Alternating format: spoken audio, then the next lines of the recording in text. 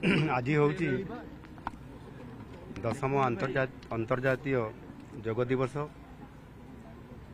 आपाई आज ओडिशा सरकार तरफ आमर व्यापक भाव में ये अंतर्जातीय योग दिवस को विभिन्न जगार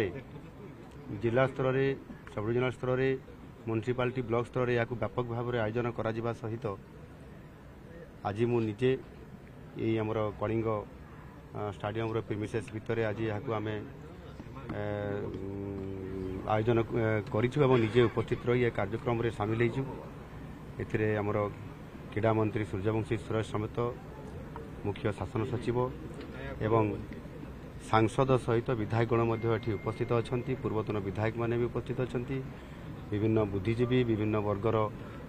समस्ते अच्छा क्रीड़ा विद मैंने अच्छा क्रीड़ा छात्र छात्री मैंने उपस्थित अच्छा समस्त को मुझे धन्यवाद देवी जे से आंतरिकतार सहित और अति सुंदर भाव में ये योग दिवस रे उपस्थित रही योगाभ्यास करिसेंती एवं गोटे भल